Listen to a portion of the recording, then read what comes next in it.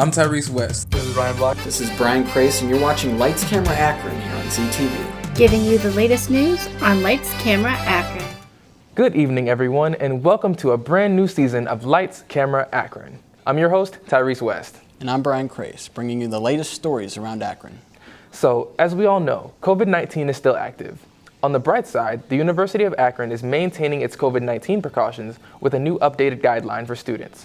Yes, the University of Akron is once again providing COVID-19 tests free for students. Hopefully this will help keep track of those who have it to help stop the spread. In other news, conservationists have been active in preventing the construction of a housing project in Merriman Valley. City council members are still voting on this matter, and the Protect the Valley group of Akron continue their efforts. Let's watch. Akron's last major green space is in danger of being terraformed in favor of building a new housing project. The city plans to rezone about 43 acres for construction over the old Riverwood Golf Course and a property on Tice Road near the mountain biking park.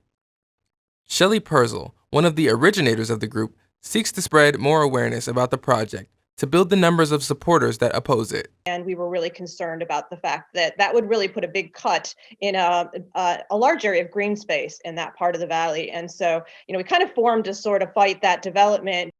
This project leaves a lot of long-term adverse effects on the environment, residency, traffic, and housing costs in the valley unknown. At this point, it's really hard to tell. All we really know is that now there's going to be a pretty high rent area placed in the Merriman Valley, and the effects are anybody's guess. I also got to speak with an Akron native with a true passion for the city. Owner of Towpath Tennis on Akron Peninsula Road, Mr. Dallas Ailman gave me a tour of his facility in the works. And one of the things that is most interesting is that people come from Chicago or from bigger cities and just say, wow, I didn't know that Ohio was this beautiful. I thought it was just a bunch of flat cornfields. He also gave me some history on the evolution of the city through his eyes. He's lived here all his life and has many stories to show for it. As a result, he gives his philosophy on the potential of the city and the direction he wants it to go. This area is special. So from that standpoint, to be able to be in an urban area and that close to a national park is something that no other city, I think, in the country can really talk about. The general consensus of people living in the valley is to, instead of building a new housing complex, urge the city council to listen to the citizens from the valley and vote on matters more practical to improve the quality of living. The city council has voted to put in place the housing project in another area. The development of the Cuyahoga National Park has proceeded, and Preserve the Valley is working to maintain the green space that is left. I think the city is not thinking long term about what are people going to want here in another 35 years, and how are we going to sustain what we have and grow it to grow with the population. I'm just saying, hey, let's uncover more, let's embellish those natural things, and let's figure out a way to draw people into the inner core of the city and rebuild that inner core so that they can come from the inner core to this valley and kind of preserve it. Both Shelley and Dallas believe that the city must incorporate a master plan that prioritizes environmental, practical, and residential needs of the valley. And I feel like this valley has so much potential, and really all the parks in this area, not just the Cuyahoga Valley National Park, but the Summit Metro Parks. And I think there's recreation potential here. There's, you could do green building things. There's so much. We could be a national leader of innovation and a green lifestyle. More information about the efforts of the Preserve the Valley group can be found on their website at preservethevalley.com. Tyrese West, Lights Camera Akron, ZTV. She had a lot of great points. It seems like this housing project will do more harm than good in the valley. Yeah, I agree. The people of the valley seem to like things the way they are. With luck, the project will not be approved. Hopefully. Well, ain't no mountain high enough, or at least climbing wall, as our reporter Ryan Block visited the Rock Mill Gym this week. He spoke to one of the coordinators for more information to get to the top of this story. Take a look. Thanks, Brian and Tyrese. That's right. I had the opportunity to visit the Rock Mill, a rock climbing and yoga gym here in Akron on 677 Carroll Street. I met up with Megan Winkler, who told me a lot about the Rock Mill and what it all entails. So I have worked here for about a year, and my title is marketing manager or media storyteller. The Rock Mill is a great place to work out and have some fun. Sadly, the Rock Mill was affected by the pandemic. I actually started last February, right before the pandemic hit, and so it's been a little bit of a complicated year, but a lot of growth. Luckily, the team at Rock Mill was resilient and adapted swiftly and efficiently to the threatening pandemic. However COVID is progressing, we progress with it. With their changed protocols, the Rock Mill was able to reopen in June after the initial shutdown in March and has been in business ever since. So the biggest problem has definitely been trying to find the balance between staying open and staying a profitable business. This is great to hear because after visiting the Rock Mill, I am very excited to go back and climb. However, there are different protocols now due to the pandemic, which Megan happily told me about. A time for our peak hours, which is week evenings from 5:30 to 10.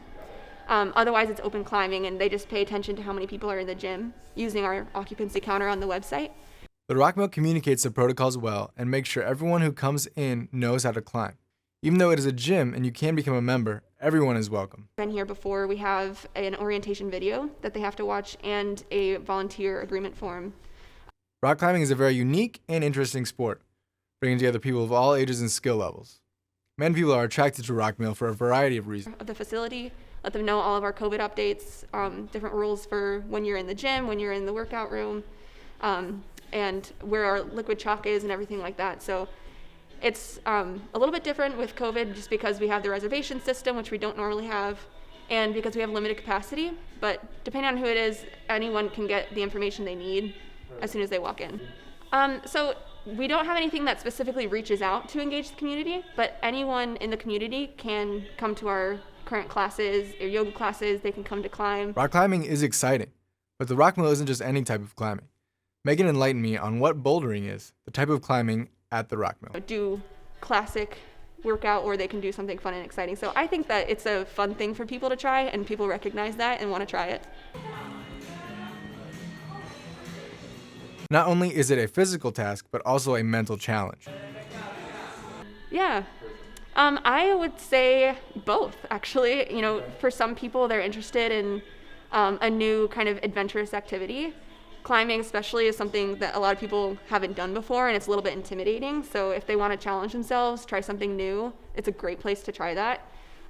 We have, yoga classes and fitness classes that they can try out. Getting up on the wall and finishing a problem is a rewarding feeling. Not only is bouldering a blast, but it builds muscle and keeps you healthy, mentally and physically. The community around bouldering is special compared to other time. Your friends can cheer you on, and then you can cycle through. Other friends can go in and do it. And so here at Rock Mill, we really have a strong community of people engaging with each other and supporting each other. Every time I come here, I meet someone new. This fits into why Rock Mill is what it is. Climbing is a really unique sport because it engages your mind and your body at the same time, because so a boulder route is called a problem. And so it's literally that. It's like a mental problem that you have to sort through and use your body to do it. And in case you're wondering, the community at Rock Mill is stellar. So I think that people should be excited to try something new and use their body in a different way and use their mind and body together. Just because exercising is so important for immunity and overall health. And I would also say that engaging with a community in a safe environment, in a safe way, is essential as well, because this time has been very isolating, and it's been really hard for a lot of people who feel apart from their friends. And so being able to come here and do something unique and exciting and a little bit adventurous is healthy. Not only is there rock climbing at the Rock Mill, but also yoga. At first I wondered why there was yoga at a rock climbing gym, but yoga and rock climbing actually make a great combo. Good stories. Oh man. I started coming here regularly like a year and a half ago, and instantly felt like I was growing as a climber and like I was growing friends, and which has been really exciting. For me, climbing has been the first sport that made me feel like very strong. It's very empowering because you made it up that problem all on your own. The Rock Mill certainly rose above the challenges of the pandemic. The Rock Mill provides a great community for climbers, from beginners to experts. I'm glad I got to find out some more about bouldering and see firsthand a community of great climbers. The Rock Mill is a great place to come check out, even if you feel like you won't be a good climber. What a fun way to stay in shape. You know, I used to go rock climbing all the time before COVID, and I should go again now that I've seen that. It does look like a lot of fun. Just make sure you look out below so you don't fall on anyone. Yeah, right. Well, everyone, it looks like it's time for our first commercial break. We'll be right back with some more LCA when we return. Welcome back to Lights, Camera, Akron, everyone, and happy Black History Month. Yes, indeed. This is the time we celebrate everything creative, innovative, and interesting about African American culture. Our next story does just that. It sure does. I spoke with Imari Lopes, a graduate student here at UA, in her efforts to make an online showcase for creative Black media, art, dance, or even poetry. I'm excited to see how it turns out. Let's take a look. Black History Month is officially underway, and what better way to remember it than a catalog of works in an online archive? This is a culmination of the hard work of Imari Lopes, who curated the showcase. Hi, my name is Imari Lopes, and I am a first-year graduate student in the Arts Administration program. Well, what inspired me is that I'm working on this new project, this Arts and Culture Council, and it's up and coming, and I'm the only African American on the council. And so it's always been really important to me to make sure that Black History Month, and all months really, but since I'm African American, Black History Months have adequate programming initiatives to give people a chance, not only African Americans, but people that like to celebrate African American history or culture or art, to have a chance to do that.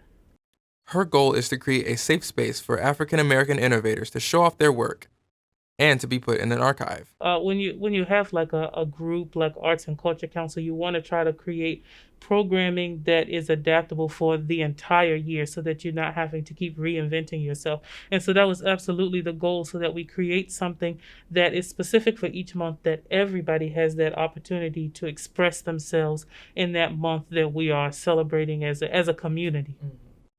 There are no limitations on what can be submitted or who can submit, just so long as it pertains to African American culture.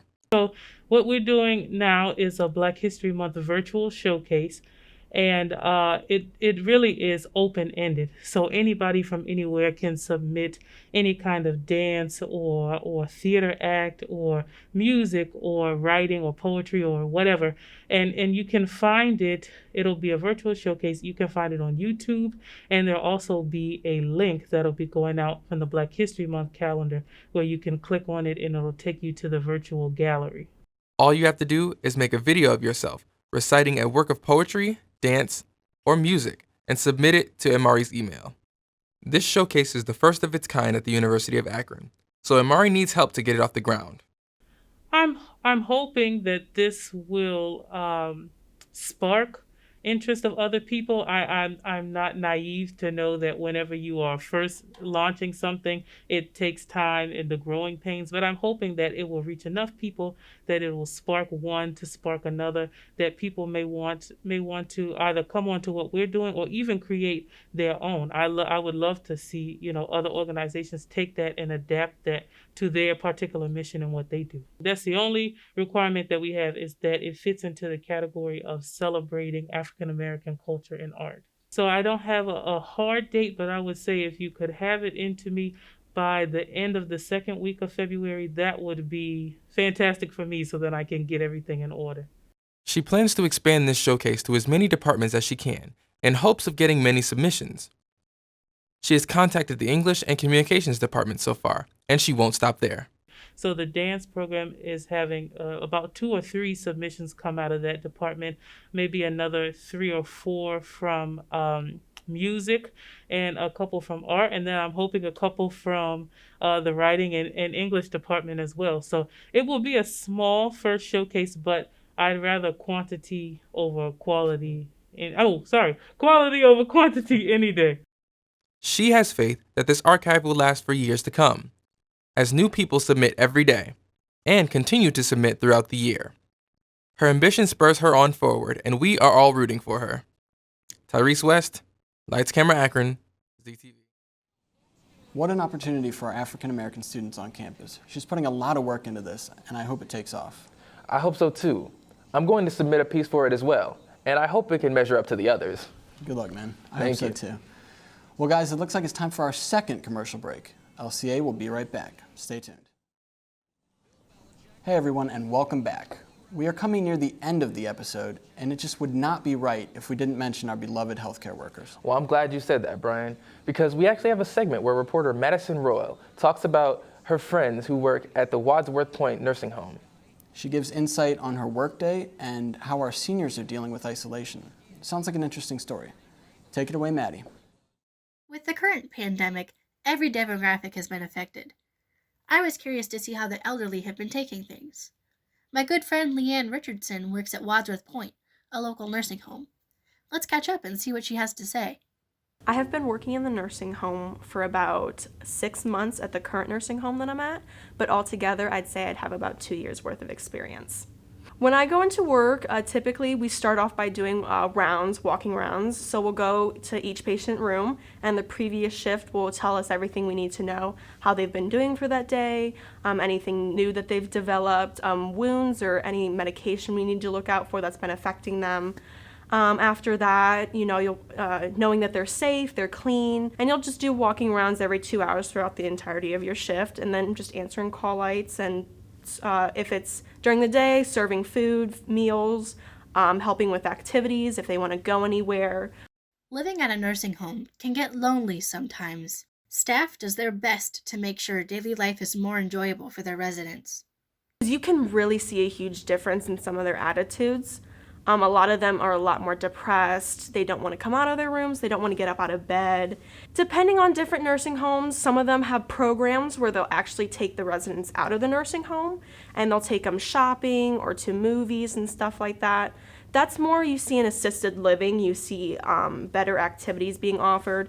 In the nursing home setting, most of them are getting their rehab, so they don't really feel up to doing activities as much, but we still do offer them like reading books to them, coloring activities, putting movies on, anything we can really do to try and brighten up their day, really. With facilities currently on lockdown, nursing homes tend to feel emptier and less lively. Before, obviously with the masks, the PPE, getting scanned in and out temperature before your shift, a lot of them got to see their families more often. That's the biggest difference I see, is the activity aspect in their social life. That's really changed the most. Now anymore, it feels almost empty in the nursing homes, not having the family in, not having the residents come out of their rooms as much. We try and keep them in their rooms to keep them isolated, which sounds horrible, but it's for their own safety to keep the spread of COVID down. But I'd say that's the biggest difference, is the family in and out and having them in and out of their rooms. The lack of activity has seniors feeling less than optimal. Not only are these residents depressed, but their families are feeling it as well. COVID has really impacted the families of these residents too, just because, these are your family members and you want to know how they're doing medically and how their health is, but how they're also doing in their social lives. We get a lot more calls over the phone, them just checking in how were they today, can we talk to them, but also too a lot of times they're depressed and they don't want to talk to anybody. They just want to stay in their rooms in bed and they kind of want to be isolated. So their family wants them to come out and see them, but they're a lot of times depressed and they don't want to either. So it's really sad seeing that rift between the two of them. Normal is going to have a new definition after the pandemic ends. Will the world look so different? That extra precaution that's there, I do see that staying to some extent. These residents, COVID, yes, is a killer for these residents, but so is anything like the flu or anything that the staff could bring in. But once COVID is gone, hopefully we can let family in and everything will hopefully get back to normal in that sense. This is Madison Rowell for Lights, Camera, Akron on ZTV. It must be so hard to be in that situation, to be kept from your family. Well, thank goodness for people like Leanne and all others who work as hard as they do. Agreed. In other news, have you ever wanted to learn a foreign language? The University of Akron has a variety to choose from. I got to talk to a few of the professors in the department to see what benefits there are to learning a foreign language and how students can utilize what they have learned. Let's watch. The world is filled with thousands of spoken languages, and if you're a student at the university level, there's a good chance you've been forced to learn at least one besides English. The University of Akron in particular requires at least 2 semesters of a foreign language for some majors, with others requiring 4 semesters. And to achieve this, students have a choice between Spanish, French, Arabic, Chinese, Japanese, German, Italian, and Latin. But the question is, why? What is the importance of learning a foreign language? It's the connections you make with people. It's a way of like experiencing the world, of like understanding life, that make a language interesting. It's actually deeper than you think. Like, for example, when you're first learning, first day of French, you learn that there's a polite and an informal way of talking to people. This is something that we don't necessarily have in the United States. I mean, we can do it by using Mr. or, Mrs., and using someone's title. There are ways to be more formal in English, but we don't have these choices of ways to say you. And so right away, you have to deal with, well, what is a formal situation versus what is an informal situation, and how do I decide? And that's really important. Language and technology have overlapped in recent years, giving us ways to translate foreign languages through speech, text, or even translating unfamiliar words and symbols in real time. Naturally, this raises the question of whether or not learning a language is becoming less relevant as people are given more and more tools to navigate themselves through foreign environments. Yes and no. I think there are people like that who like appreciate that, and like see the validity, and like it's easier to do that. But like if you travel abroad, whether it be for pleasure or for work, the true beauty of travel is interacting with people. I think that really makes a difference, like that it's that connection. So far, for foreign language teachers, we see a lot of students trying to use those programs, to write their essays and to answer questions. And we can tell right away, it's like really obvious. We know if someone has been using a translation program, and it's always wrong. Speaking of languages and technology, the COVID-19 pandemic has changed the way languages are being taught and learned, with classes being virtual for the time being. Naturally, this has caused a few challenges as a result. For me, the hardest thing about teaching virtually is that I find it more difficult to get to know my students. Learning a foreign language, it's interpersonal communication. The more you know about the people you're talking to, the more you can make it a real communication.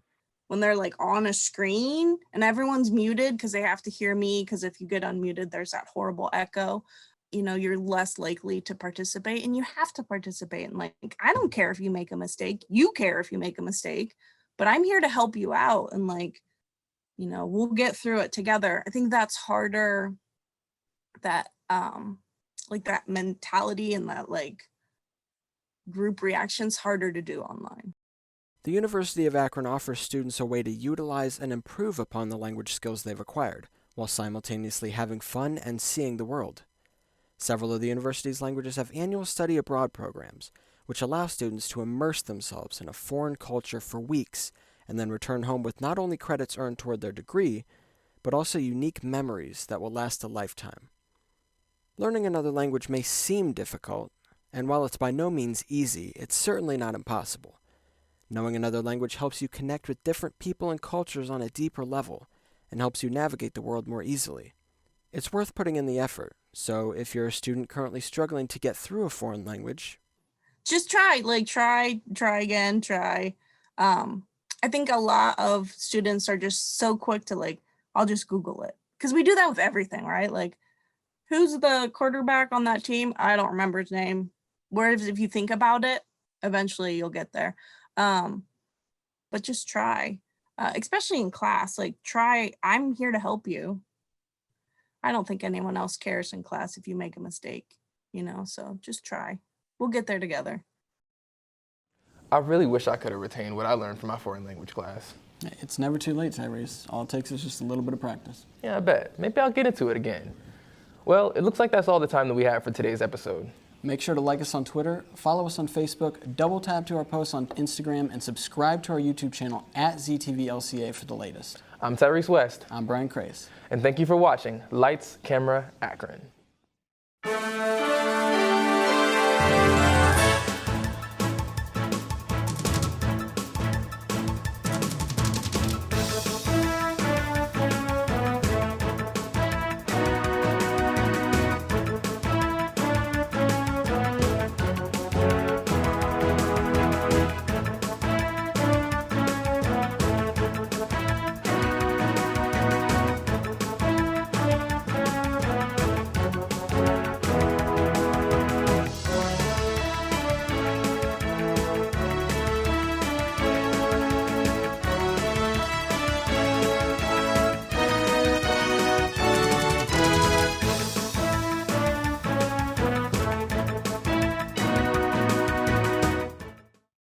This program was produced by ZTV at the University of Akron. Do you want to gain experience in video production, professional social media, or working with real clients? Visit the UA School of Communications online or follow us on social media to learn more. ZTV, make media, make a difference.